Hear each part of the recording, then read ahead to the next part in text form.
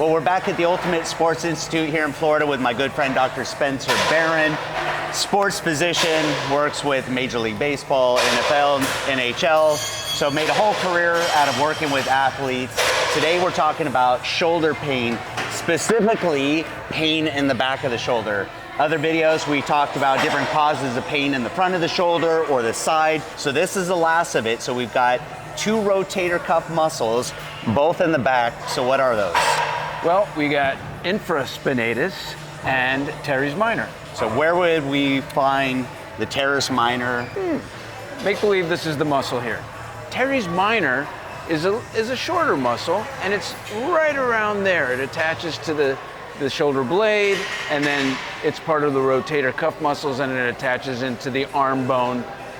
And then the infraspinatus is like a little fan, and that attaches in here and all the way across into the shoulder, but deep in the shoulder onto the arm bone. So if I have a pain back here, which you mentioned before, usually people don't pinpoint it as a specific sharp pain. They usually generalize and say, I've got a pain somewhere in here. How do you tell the difference between pain in the infraspinatus versus teres minor? So how do we identify that? Well, that's a great question because they're both external rotators of the arm. So external rotation here or here? Correct. So if you want to test it on your own at home, simply position the arm so it's locked in to your waist. And then I block that area and you push out. If that gives you an ouch, you can be pretty sure that is infraspinatus. Okay, teres minor. Teres minor is now we bring the arm to 90 degrees. Now you want to put it at the angle of the shoulder blade, so a little bit forward, okay? And wow, that's a big fist that could come right at me if I tell you the wrong thing to do. Now you're gonna go and you're gonna bring it back like that. So now I would position it right about here and then push. He's pushing backwards, and that will oftentimes give you a sharp pain because it makes that teres minor very vulnerable. So if I wanted to self-test, I didn't have anyone to help me, maybe up against a wall, could test for infraspinatus, or even same thing, maybe even backwards. Would I feel it? Actually, you could easily grab the rubber tube, step on it. I'll make believe like you're by yourself. Or even if I anchored it to something. Or anchor it to something, but, for teres. So this would be infraspinatus going outward. But keep your elbow locked in. Like that. Now do it. All right. Ouch. If that hurts, infraspinatus. All right, so teres minor, we'll step on it. Bring it to 90 degrees, a little bit at the angle of the shoulder blade, and then come right about here, and then if you start to feel pain at that angle there, it's usually teres minor, and you'll feel a sharp pain. Actually, it's really flexed back here too. Then you'll feel that. So starting maybe right about here to here, you would feel that pain. Yes. So as far as prevention, probably one of the best things we can do is strengthening these muscles, not neglecting them. A lot of times we're doing big movements where we're using primary movers like the deltoids, not always paying enough attention to these smaller stabilizer muscles. So for example, infraspinatus would be this external rotation. So you could do that with a cable machine or you could do that with bands. So typically, as I'm doing this, the pain range probably maybe starting about here and out. Yeah. So non-pain range here to about there. There. Now, out here, from here to here is most vulnerable. That's where usually you'll feel the most. Plus you're getting the most resistance there.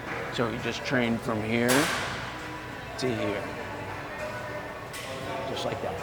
Now we can use this same movement even if I don't have pain, or maybe I've experienced pain in the past and I don't want to go through the same thing again. This in itself is a great exercise to strengthen the infraspinatus. Absolutely. External rotation. It should be done. Most people don't even think to do it. Especially if you're an athlete. Yeah. Doing any of this stuff. Yes. And so then our teres minor would be that same test, but with resistance. That is perfect. That is a perfect move right there. In fact, I don't think I've ever seen anybody do that in the gym. So maybe you'll be the first. That to me, I feel a whole lot more bracing myself, because when I come out here and do it this way, I feel like I'm having to focus so much on the deltoids just to keep my arm up. Yeah. So by resting it here, I'm able to relax the deltoids and just focus on that external rotation. Very, very different, yeah. You mentioned another one, which was a dumbbell. I think let's go over on the bench. You good? Yep, so right here. Arm is locked in. It's right up against your waist, and that is another really good infraspinatus. It's almost like the test itself. And now you're doing a real strict movement. So again, maybe it hurts out here. So then we would go really just from here to here. From non-pain range. Here, non-pain. That's it. You know what's funny? You feeling this it? too, I feel it light up. If you wonder where these muscles are, if you really want to zero in, do these exercises, you'll feel the burn back there, especially if you've never done them before, and it'll help you identify exactly where that muscle is. And you don't have to use heavy weight. You can use light weight and focus on it. Definitely, you'll feel it, and it's actually fascinating because you've never felt that before. Even though the rotator cuff muscles are relatively small compared to the deltoids, it almost makes you wonder if development of some of these muscles actually helps with overall muscle development, giving the appearance of larger deltoids. So think about doing biceps, the idea of training your brachialis, which lies underneath your biceps, the idea being that maybe it helps give the appearance of an overall larger arm. It makes you wonder if doing some of these exercises might help for better overall shoulder development. Agreed, especially if you're a bodybuilder and you're about getting cut up, because those are where all the intrinsic muscles show up. The ones that you thought you were training that you could actually train. When you get some of that detail, as we say, when you're really, really lean, that's some of that extra detail in the muscle that you would see, is that separation between muscle bellies. So they're beyond just doing this because it's good for you or to prevent injury. There's actually a benefit beyond that. Just aesthetics. Big time. Yep, absolutely. Cool. So now that we've identified or found a way to identify what's causing that pain, what are some different things either in the gym or outside of the gym that would cause aggravation, probably more specifically to the teres minor, since like you said, that's more common than the infraspinatus? When a patient comes in, whether it's a tennis player, a quarterback, I'll ask them, when do you feel that discomfort during your range? And it's usually during what we call the cocking phase of the throw, because they're coming back, just like the test, they're coming back to bring that arm back to full potential so they can hurl whatever they're going to throw. And when they say that, ouch, I go, oh, it's probably, in my head, I'm going, it's probably teres minor. So in other words, anything, it's not just moving your arm backwards, it's applying force backwards. So common maybe exercise in the gym, well, not that it's super common, it isn't a CrossFit gym, but for example, a snatch. Let me drop this band. A snatch where we're bringing that backwards. Yeah, because you're using momentum, but you're pulling back so hard that you're really compromising that teres minor. How about potentially maybe when I see people do exaggerated versions of a high face pull trying to work the rear delt? Pain. Yeah. So potentially an issue. Right, big time. So a lot of times I'll see people doing this. And there's that external rotation right there. That would be terrible. You would feel that. In fact, if you had an injury to any of those two muscles, or any of the particular muscles, like the teres minor, you would not be able to do this because it would cause too much pain, because that's so deliberate to that muscle by externally rotating. And there's no benefit to this. If you want to work your rear delts, this is not the best way to do it. If I were to do it right here, first thing I would do, I'd bring this up a little closer to face height. And as I did these, I would make sure that I'm pulling outward and I'm stopping right about there. No rotation. And that you're really zeroing in on those rear delts. So that's a better way to do it, to not only get better development in your rear delt, but to minimize the risk of injury. Yeah. So do's and don'ts. I'm assuming, like other videos, icing, especially if you feel the pain immediately. Yeah. So icing, 10 minutes, maximum 20 minutes. Perfect.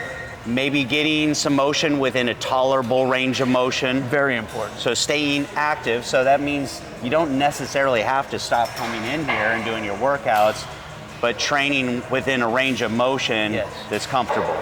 In fact, I can't emphasize enough that little protocol you just gave.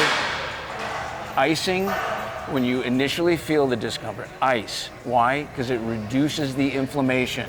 Whereas heat, people think, oh, let me put heat on because it feels good. What ends up happening is, what does heat do? Heat draws blood flow into that area and sometimes makes it swell.